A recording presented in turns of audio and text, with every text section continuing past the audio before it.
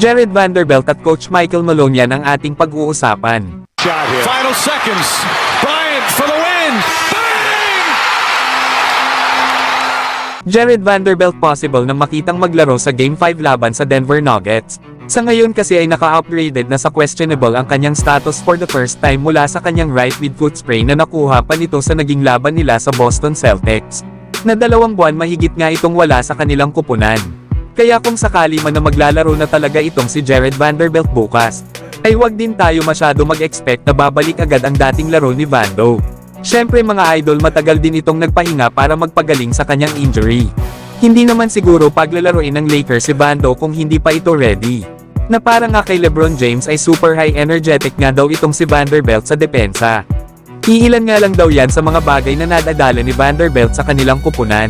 Pero hindi pa nga daw alam ni LeBron James kung babalik na nga ba daw ito. Pero may mga report na raw itong nakikita patungkol dito. Pero para kay LeBron James ay mas kilala daw ni Vanderbilt ang kanyang katawan kesa sa sino man. Yan nga mga idol ang mga sinabi ni LeBron sa potential na pagbabalik ni Vanderbilt. Lalo at hindi pa nga sigurado na maglalaro na ito bukas.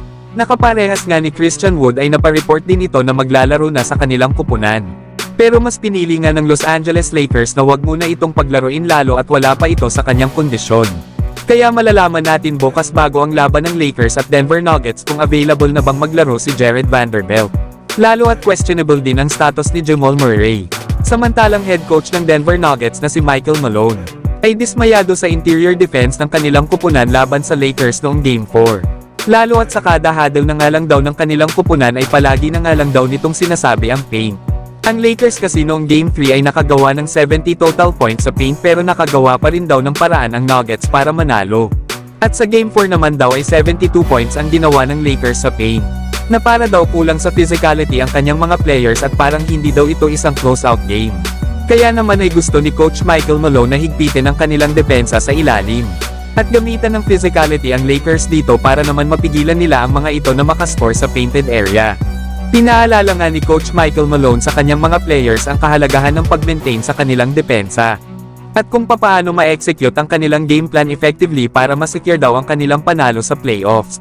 Kaya asahan natin bukas mga idol sa Game 5. Na sobrang higpit ng depensa na ipapakita ng Denver Nuggets para tapusin na ang kanilang playoff series laban sa Lakers. Pero wag din pakisigurado ang Denver Nuggets dahil panigurado na meron ding game plan ang Lakers na gagamitin sa kanila. Kaya abangan na lang natin mga idol kung madadala pa ba ng Lakers ang kanilang playoff series sa Nuggets pabalik ng Crypto.com Arena.